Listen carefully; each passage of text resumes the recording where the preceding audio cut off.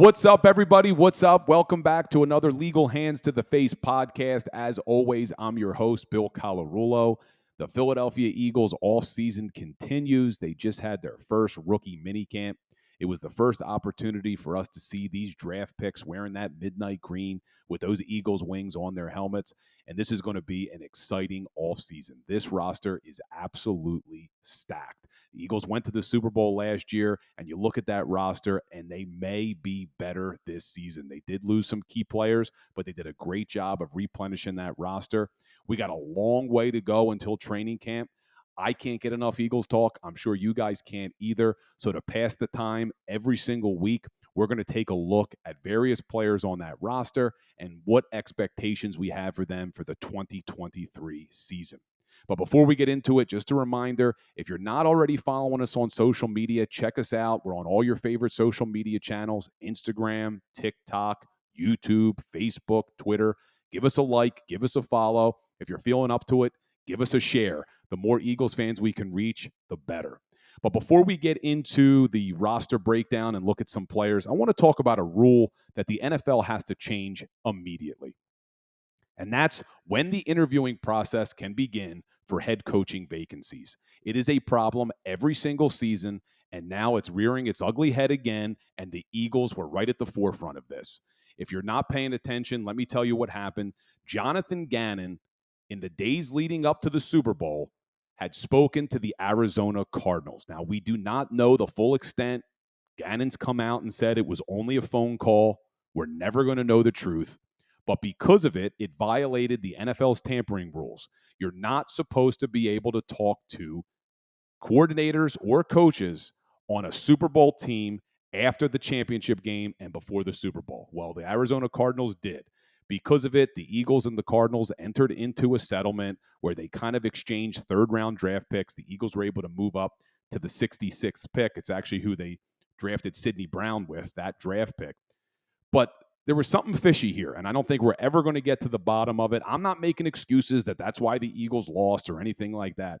But if you look at it, why did the NFL decide to release this news right in the middle of the draft? It's almost as if they wanted to kind of brush it under the rug. Right before the NFL draft, they released this news. It doesn't really hit the waves as much as it should have.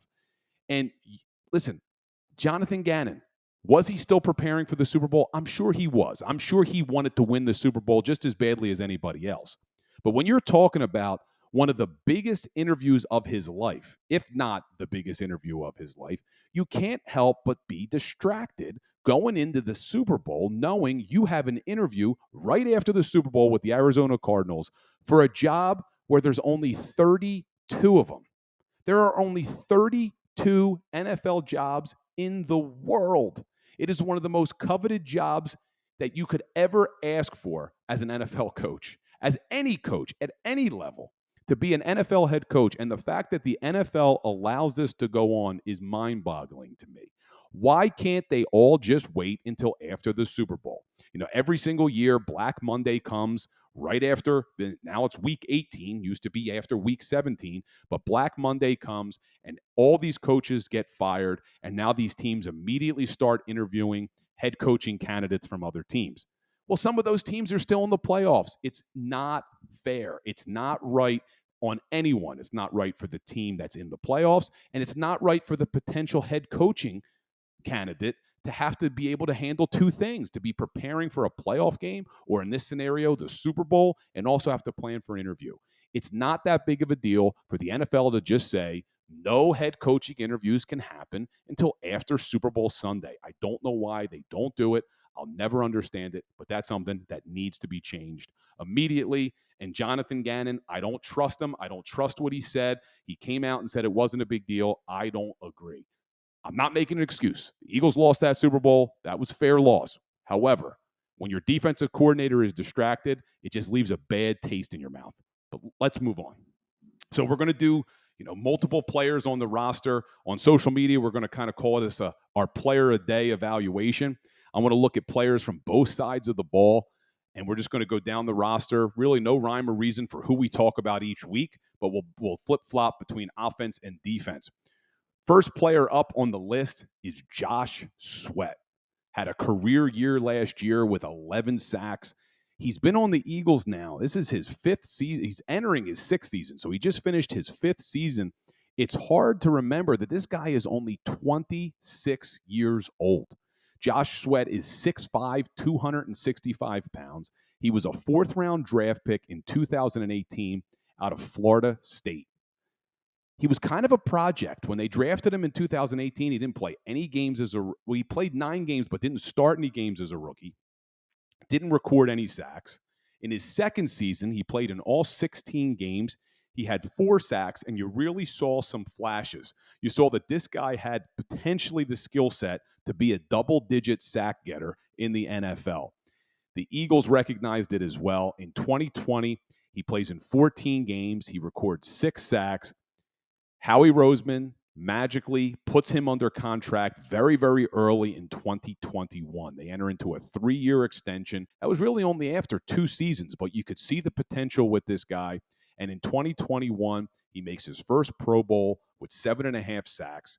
And then he follows it up last season. He starts I shouldn't say all, there was 17 games, but he starts 16 games. He has 11 sacks. And even better, in the playoffs, he has 1.5 sacks. He really, really brought it.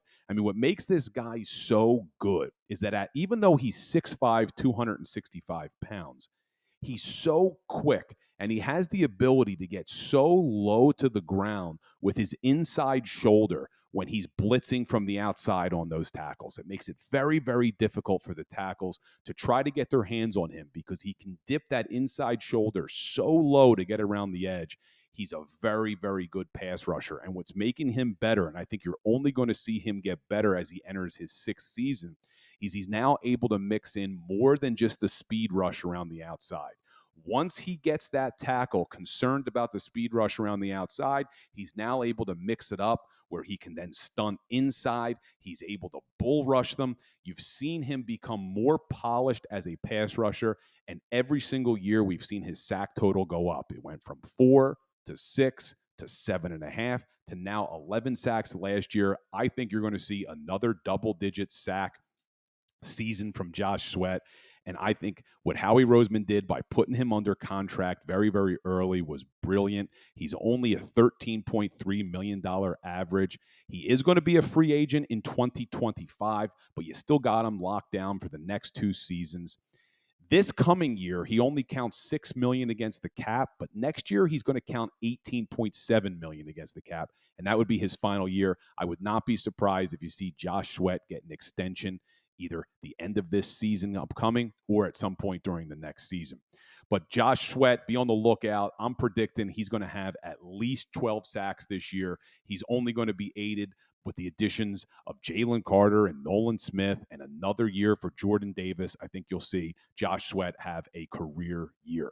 Fun fact, they drafted Josh Sweat in the 4th round with the draft pick that they received in the Sam Bradford trade to the Minnesota Vikings. So that was a great trade because the Eagles got a 1st rounder, but they also picked up a 4th rounder, and they used it on Josh Sweat. So just a brilliant move by Howie Roseman all around. But let's jump over for our player a day now to offense. Kenny Gainwell, running back Kenny Gainwell. Everyone's talking about Rashad Penny and DeAndre Swift, rightfully so. These guys are absolute studs. But Kenny Gainwell is entering his 3rd season. He was only a 5th-round draft pick in 2021 out of Memphis, 5'9", 200 pounds. He's still only 24 years old. In 21, he had 68 carries for 291 yards. In 22, 53 carries for 240 yards. He's averaging 4.4 yards a carry. But what made it so impressive is what we saw him do last year in the playoffs. In only 3 games, he had 33 carries for 181 yards with a 5.5 yard per carry average. I mean, this is a guy who only had 240 yards in the regular season last year, goes into the playoffs when the games matter most, and he puts up 181 yards. It was really exciting and really promising. But the Eagles go out and they bring in Rashad Penny. They bring in DeAndre Swift. So how many more touches does Kenny Gainwell get this season? I'm not sure. I think you're going to see the Eagles really try to run with Rashad Penny and DeAndre Swift, but we know their injury history. So Kenny Gainwell has an opportunity if Swift or Penny misses some games, which is probably likely when you look at their injury history over the last few years. And this is a guy, he's not going anywhere. He still has 2 years left on his rookie deal. He only counts about $1 million against the cap in 23 and 24, and he's only going to keep getting better. One of the areas of his game, which I'm surprised we haven't seen a lot of, is the ability to catch the ball out of the backfield. That's what I'm so excited about DeAndre Swift for. The guy averages over 50 catches a year. Gainwell only had 23 catches last season. That was surprising to me. I thought that was going to be a big element that he could add to that offense, and it just didn't come to fruition. He did have 7 catches for 55 yards in the playoffs, but we'll see what he does entering his 3rd season, and I think a lot of it's going to come down to how healthy Rashad Penny and DeAndre Swift stay. But Kenny Gainwell is a great guy to have, at least as a security back, at least as a guy who can dip in on 3rd downs when needed. Jumping back over to the defensive side of the ball for our player a day analysis. Linebacker Shaun Bradley, local kid, grew up in Mount Holly, went to Rancocas Valley High School. He's 6'1", 240 pounds. He's only 26 years old. He was a 6th-round draft pick out of Temple University in 2020. In 3 seasons with the Eagles, he has 0 NFL starts, but he has led the Eagles in special teams tackles since he's entered the league. This is a guy that's not going anywhere. He's a great special teams player, but can he make that leap to become a rotational player or even a starter at that linebacker position? The Eagles lost both Kazir White and TJ Edwards in free agency. That linebacker room is very, very thin. Everybody's hopeful that Nakobe Dean's going to be able to step in this season and become a starter. They did bring in Nicholas Morrow from the Chicago Bears. But outside of those 2 guys, there's a lot of unknowns. Christian Ellis, Karan Johnson, Patrick Johnson, Davion Taylor. Does Shaun Bradley get some playing time? I don't know if the Eagles are going to bring in any veteran linebackers, but at this point, that is a very, very unknown position group for this Philadelphia Eagles team. Does Shaun Bradley get any playing time? I think he's definitely staying on the team. Like I said, he's a big special teams player. We'll see if he could take that leap to crack that defensive lineup. Another guy moving over to the offensive side of the ball, again, for our player a day analysis, is Quez Watkins. Quez Watkins, wide receiver that everybody was so excited about this season. We really thought we were going to see him take that big leap to become that wide receiver 3, and it just didn't happen. Quez, 6 foot, 193 pounds. He's going to be 25 years old in June. He was a 6th-round draft pick out of Southern Miss in 2020. His rookie year, we didn't see much of him. He did have that one big play that had everybody excited, but he comes back in his 2nd season in 2021. He had 43 catches for 647 yards, and he averaged 15 yards a catch. Everybody, including myself, was very excited about this guy. Was he going to continue to progress and become a really solid wide receiver in this league? Well, he had a disappointing year last year. He started all 17 games, but we saw his catches drop from 43 to 33. We saw his yards drop from 647 all the way down to 354. But what I found most alarming is that his yards per catch dropped from 15 yards per catch in 21 all the way down to 10.7 in 2022. This is a guy who's supposed to be your burner. This is the guy who's supposed to take the lid off of a defense, and you just didn't see it last year. And what's maybe even more alarming is in the postseason, when the games mattered the most, he only had 1 catch for 8 yards, and he had that, I don't know if you can call it a drop. It was a tough catch, but he had that big missed opportunity in Super Bowl 57 on a beautiful throw by Jalen Hurts under pressure that if Quez Watkins comes down with that ball, completely changes that entire outcome of that Super Bowl. But if you listen to Nick Sirianni, he's very high on Quez Watkins. At least that's what he's saying. He's talking about how when they watch the tape, Quez Watkins is doing his job, opening up things for A.J. Brown and Devontae Smith. But we will see if that's just lip service, because they do bring in Olamide Zaccheaus from Atlanta to compete for that wide receiver 3 position.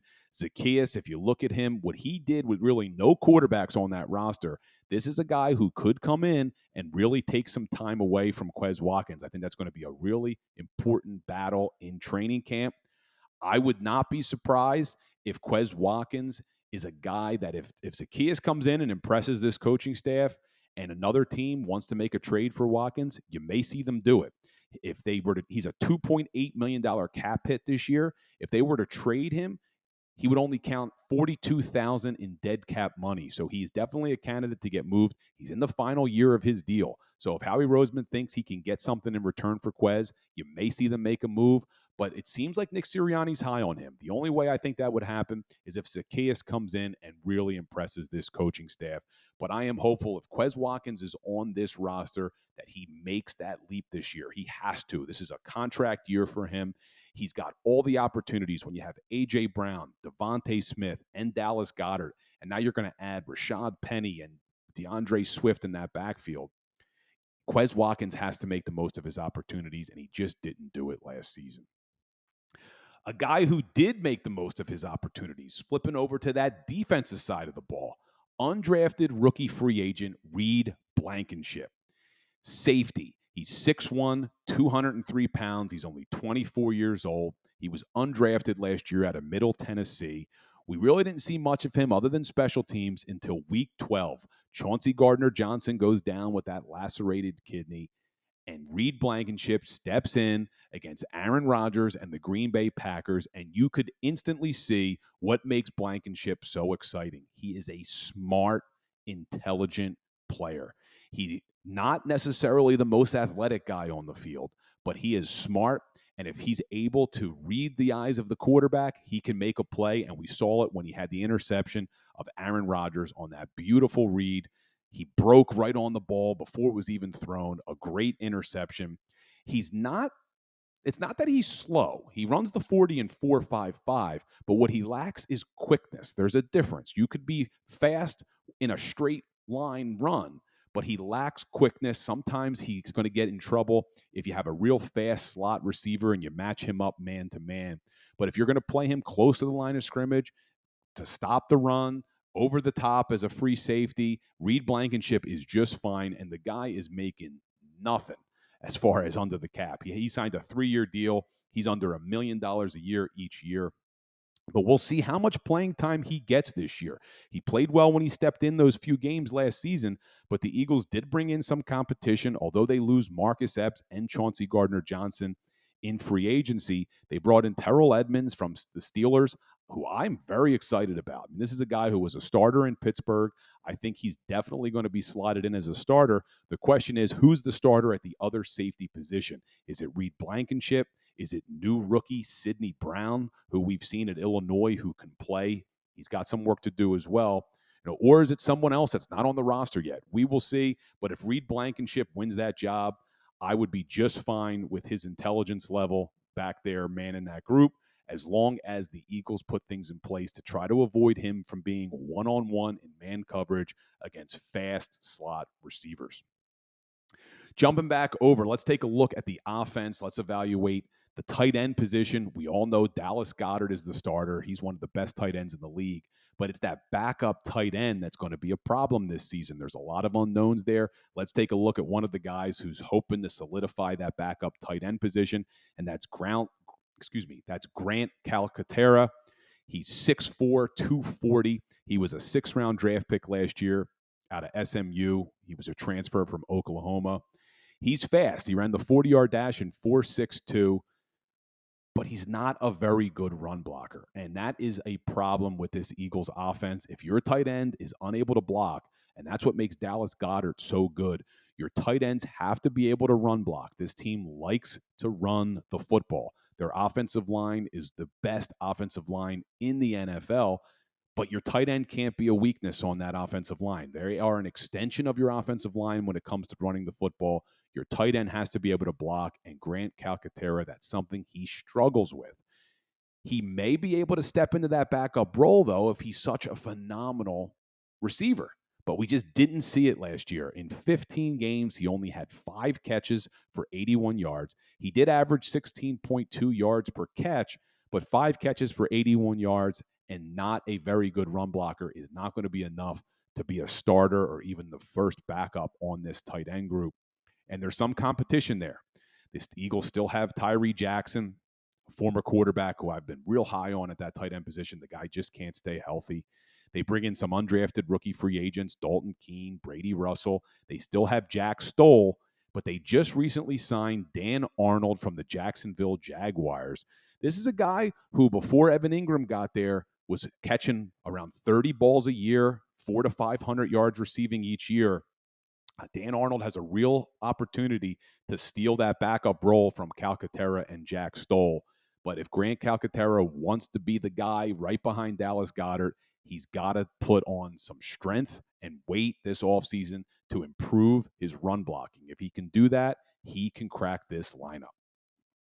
Guys, as always, thanks for listening. We're going to keep coming to you. If you have any questions or any topics you want us to discuss, hit us up on social media. You can always comment under any of our videos. You can send us a message. Like I said, we're on Instagram, Facebook, YouTube, TikTok, Twitter.